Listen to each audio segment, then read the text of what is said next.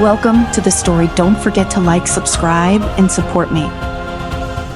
The wind howled across the endless stretch of sand, a ghostly wail that seemed to echo from the remnants of a world long gone. The sun hung heavy and oppressive in the sky, its rays casting a molten glare over the barren dunes where only the strongest survived. Kai narrowed his eyes against the swirling dust, pulling the tattered scarf tighter around his face. His skin was bronze from years of desert exposure, muscles lean and hardened from relentless struggle. Each step he took sank into the shifting sands, but he pushed forward, his instincts guiding him towards something he wasn't sure existed. Rumors of an oasis, a hidden paradise buried deep within the dunes, had circulated for generations. Some called it a myth, the fevered dream of those who had long since lost hope. But Kai believed he had to. His people, what was left of them, needed water, food, anything that could give them a fighting chance. His mind wandered to the small group of survivors back in the camp huddled around makeshift tent. The heat had already claimed so many. Even now, the sick and the weak clung to life. Their lips cracked, their bodies frail without help. They wouldn't last much longer. Kai had heard of the verdant cradle as a child, a place where water bubbled from underground springs and trees bore fruit year-round. A place untouched by the desert, its merciless advance, and now standing on the precipice of what he hoped was real. He felt a strange pull, like the sands themselves were guiding him. He had been walking for days, his water supply dwindling dangerously low. His camel, a stubborn beast named Tyreek, plodded along beside him, grunting its discontent. Kai patted the animal as that flanked absently, eyes scanning the horizon. The dunes seemed endless, rolling in waves as far as he could see. But then something shifted. In the distance, a small patch of green flickered, almost like a mirage. Kai blinked, convinced his eyes were playing tricks on him. But no, the green persisted, shimmering with promise. His heart leaped in his chest. This had to be it. He urged Tyreek forward, his pace quickening despite the protest of his weary leg. As he neared, the details became clearer. Small bushes, their leaves vibrant against the dull backdrop of sand, appeared along the edges of a thin, winding stream. It wasn't too much, but the sight of fresh water sent a surge of hope through his veins. Kai knelt by the stream, cupping his hands to bring the cool liquid to his parched lips. The water was sweet, like nothing he had tasted in years. He drank greedily, then refilled his canteen. Tariq, sensing the water as presence, bent down to drink beside him, snorting in satisfaction. But as Kai stood, the hair on the back of his neck bristled. Something was wrong. The wind shifted, carrying with it a scent he hadn't noticed before. Smoke. His hand instinctively went to the hilt of his blade as he scanned the area. Shadows moved along the dunes, and the unmistakable sound of footsteps in the sand reached his ears. He wasn't alone. Before he could react, a sharp whistle cut through the air. An arrow struck the ground inches from his foot, and he spun just in time to see a group of men emerge from the dunes, their faces hidden behind tattered scarves. Their armor gleamed in the sunlight, but it was their symbol that sent a chill through Kai Senda's bones, a jagged fang etched into the metal, the Iron Fang Syndicate. They had found him. Without hesitation, Kai leaped behind a nearby rock for cover, his blade already drawn. The Iron Fang were no ordinary bandits. They were ruthless, organized, and well-equipped, notorious for seizing control of what little water remained in the region. They enslaved survivors, forcing them to dig for resources, trading human life for profit. "Come out, desert rat," a voice called, mocking in its tone. "We know you were there. Hand over the water, and we might let you crawl back to whatever hole you came from." T.I.S. jaw clenched. He peeked around the rock, counting at least 6 of them. Too many for a direct confrontation. He needed to think. His fingers brushed the small pouch at his side, where he kept a handful of small explosives, just enough to cause a distraction. Or the voice continued, "We'll just kill you and take it anyway." The men moved closer, their weapons drawn. Kai's heart pounded in his ears, but he forced himself to remain calm. He couldn't try to let them take the oasis, not after he had come so far. Carefully, he pulled one of the explosives from his pouch, lit the fuse, and tossed it toward the nearest dune. The blast was deafening, sending sand and debris flying into the air. The men shouted in confusion, momentarily blinded by the explosion. Kai took his chance, slipping around the back of the rock and sprinting toward the oasis. His legs burned with effort, but he pushed himself harder, dodging arrows that whizzed past his head. He reached the edge of the oasis, diving behind a cluster of thick bushes just as the Iron Fang regained their senses. They shouted to one another, spreading out to search for him. Kai's mind raced. He couldn't fight them head-on, but he knew the desert better than they did. If he could lead them away from the water, maybe he stood a chance. He reached for another explosive, but before he could light it, a hand clamped down on his wrist, pulling him back into the shadow. Quiet, a voice whispered in his ear. They'll hear you. Kai's muscles tensed, ready to fight, but the voice wasn't hostile. Slowly, he turned to see a woman crouched beside him, her face partially obscured by a veil. Her eyes were sharp, scanning the area for danger. Who are you? Kai hissed. Leah, she replied, her voice low. This is my home, and if you want to survive, you'll do as I said. Kai hesitated. The Iron Fang were closing in, their voices growing louder. He had no choice but to trust her. With a nod, he followed her deeper into the undergrowth, moving silently through the oasis. The foliage thickened as they went, masking their presence from the syndicate scout. Finally, they reached a hidden clearing where a small group of people had gathered, their expressions tense, but determined. Who are these people? Kai asked, glancing around. We were the ones who kept this place hidden for generations, Leah said, pulling her veil down to reveal her face. The verdant cradle isn't just a myth, it's real, and we're not gonna let the Iron Fang destroy it. Kaiteli's mind raced. He had found the oasis, but he had to expect it to find an entire community living here, thriving in secret.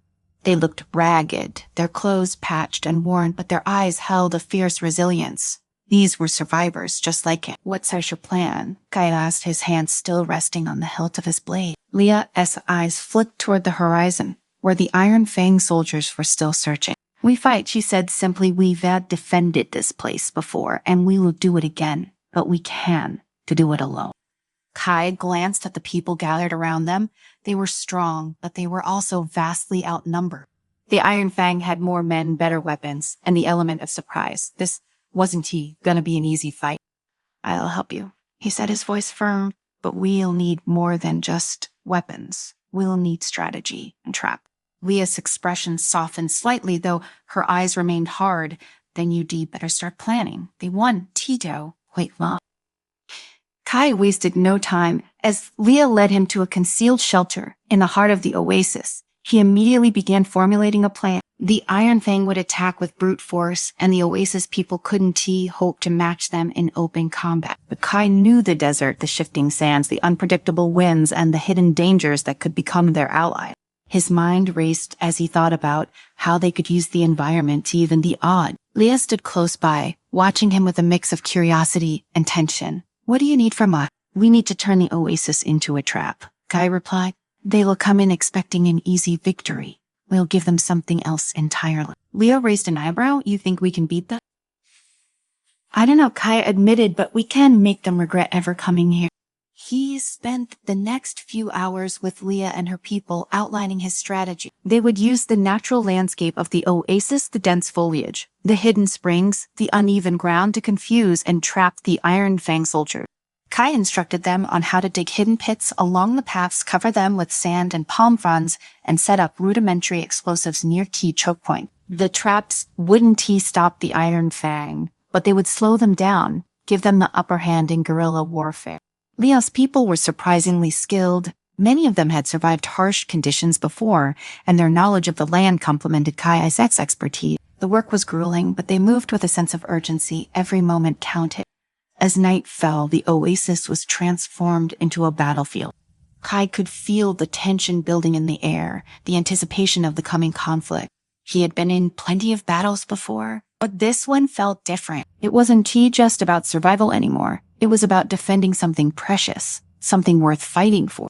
Leah found him sitting by the stream, sharpening his blade in the flickering light of a small campfire. You've done a lot for us, she said softly, sitting down beside it. I didn't have a choice, Kai replied, his voice gruff. If the Iron Fang takes this place, they'll destroy it. She nodded, her gaze distant, as she stared into the flames. We've kept this place hidden for so long. It's hard to believe it. It's all coming to an end. Kai looked at her, seeing the weariness in her eyes, the weight of leadership pressing down on her. It's still not the end, he said quietly. Not yet. Leah smiled faintly. though it didn't he reach her eyes. "You ran a strange man. Kai, a warrior with hope." Kai snorted, "Hope's never done much for me. I just do what needs to be done." They sat in silence for a while, the sound of the desert wind rustling through the leaves. Kai could feel the weight of the coming battle settling on his shoulders.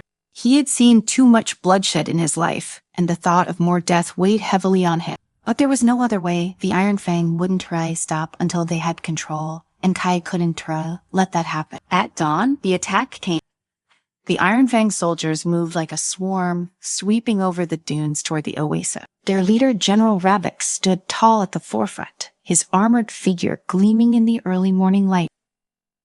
Ravik was a monster of a man, known for his ruthlessness and his iron grip on the desert territory. He commanded fear and loyalty in equal measure, and his soldiers followed him without question.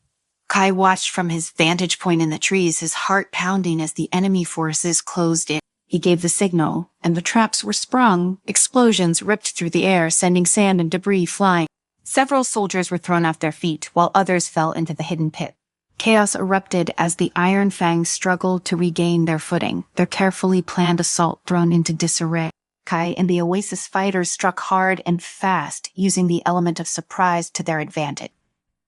They moved through the trees like shadows, striking from all sides, then retreating before the enemy could retaliate. Arrows flew from the treetops, taking out soldiers one by one. The Iron Fang, disoriented and confused, stumbled into the traps, their numbers dwindling. But the syndicate was well-trained, and Ravik wasn't one to be easily defeated. He rallied his forces, regrouping them at the edge of the Oasis. "Push forward," he roared, his voice booming over the sounds of battle. "Take them down." The fighting grew fiercer. Kai found himself in the thick of it, his blade flashing as he took down one soldier after another. The heat of battle surged through his veins, sharpening his focus. But as skilled as he was, even he couldn't all hold off the Iron Fang forever. Their sheer numbers began to overwhelm the Oasis defenders, and slowly the tide of battle turned against them. Leah fought beside him, her movements graceful and deadly. She wielded a long staff, striking down enemies with precision. Together they fought their way toward Ravik, knowing that the only way to win was to cut off the head of the snake. Ravik spotted them coming and grinned, raising his massive battle axe. "You think you can take me?" he growled, his voice dripping with arrogance. Kai didn't respond. He launched himself at Ravik, his blade clashing against the warlord's axe with a deafening clang. The force of the blow nearly knocked Kai off his feet, but he held his ground, muscles straining as he pushed back. Ravik was stronger than anyone Kai had ever faced, but Kai was faster, more agile. He ducked under another swing of the axe, slashing at Ravik's exposed side. The warlord let out a roar of pain, but didn't he slow. He swung again, forcing Kai to dodge and roll out of the way. Leah circled around, trying to get an opening, but Ravify movements were too fast, too unpredictable. The battle raged on around them, but in that moment, it was just Yishai and Ravik locked in a deadly dance. Kai could feel his strength waning, his movement slowing. He needed to end this and fast. With a final burst of energy, Kai darted forward, ducking under Ravik's swing and driving his blade deep into the warlord's chest. Ravik's eyes widened in shock, and for a moment the world seemed to stand still. Then with a guttural gasp, the warlord collapsed, his axe slipping from his grasp. The moment Ravik fell, the remaining Iron Fang soldiers hesitated, their leader, Fei, death shaking their resolve. Leah took the opportunity to rally the Oasis defenders, and together they launched a final decisive strike. The Iron Fang, leaderless and disorganized, fell back, retreating into the desert. As the dust settled and the sounds of battle faded, Kai stood over Ravik's body, breathing heavily. The adrenaline still pulsed through his veins, but the battle was over. They had won against all odds. They had defended the Oasis. Leah approached him, her staff still in hand, though. Her expression was softer now. "You did it," she said, her voice filled with a mixture of relief and disbelief. Kai wiped the sweat from his brow, staring down at the warlord's still lifeless form. "We did it." The Oasis was safe for now, but as Kai looked out over the blood-soaked sands, he knew this wasn't the end. The desert would always be dangerous, and new threats would rise. But for the first time in a long while, he felt something unfamiliar: hope.